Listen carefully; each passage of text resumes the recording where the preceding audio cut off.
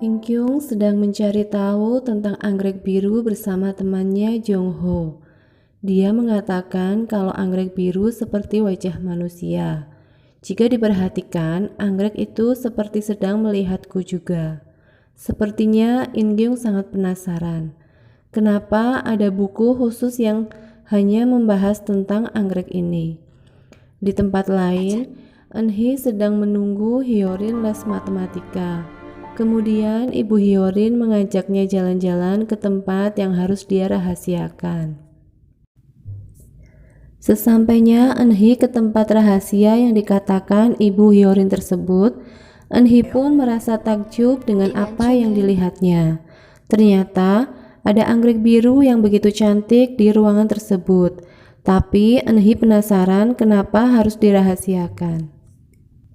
Karena anggrek ini terancam punah dan beracun, sehingga tidak boleh diperjualbelikan atau dibudidayakan. Kemudian Eun-hee disuruh untuk melukis potret Ibu Hyorin, tapi ini adalah rahasia. Eun-hee pun bertanya lagi kenapa harus dirahasiakan. Karena dia suka hal yang misterius. Kalau banyak orang yang tahu sudah tidak menarik lagi.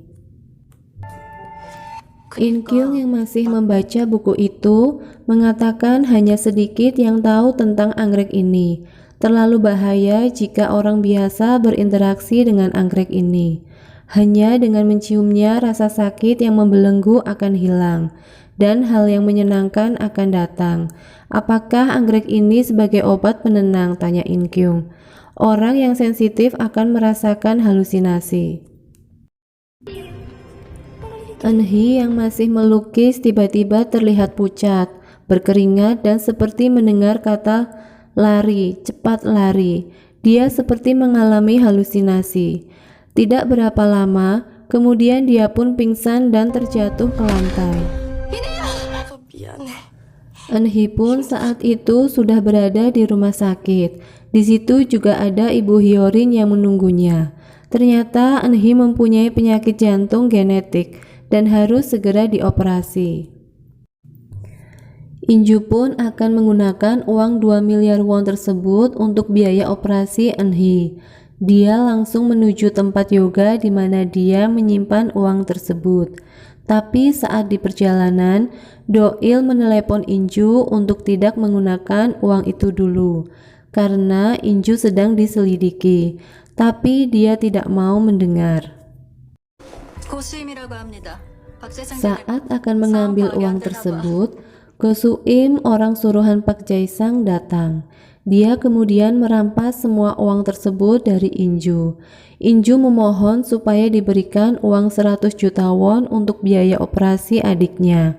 Tapi Go Su-im memberi syarat jika In-ju bisa menahan 10 kali pukulannya, dia akan berikan 100 juta won kepadanya. Baru 5 kali pukulan, Do-il dan istri Park Jae-sang datang dan memarahi Go Su-im. Ibu Hyorin itu pun kemudian mengajak In-ju ke restoran tempat In-ju dan Hwa-young pernah makan bersama. Dia pun menceritakan kalau dia dan Hwa-young adalah teman dekat. Ini adalah restoran favorit mereka. Mereka juga ke Singapura bersama. Ibu Hyorin juga sering memberikan sepatu dan pakaian yang sudah tidak dipakai lagi pada Hwa-young. Tapi In-ju masih belum percaya. Dia tahu orang kaya sepertimu tidak mungkin mau berteman kepada orang miskin seperti mereka. Di tempat lain, Do-il menelepon rekannya di Singapura untuk menemukan uang 70 miliar won. Tapi rekannya mengatakan nama pemegang rekening berbeda dengan yang Do-il katakan sebelumnya. Ternyata rekening itu semua atas nama In-ju. Kemudian Do-il dan In-ju pun bertemu. Do-il menunjukkan apartemen, kafe, mobil klasik, semua atas nama In-ju. In-ju pun merasa bingung, tidak mengerti apa maksudnya. Do-il pun mengatakan bahwa Hwa-young hidup selama 3 tahun di Singapura dengan nama Oh In-ju, dan semua rekening di Singapura semua atas namanya.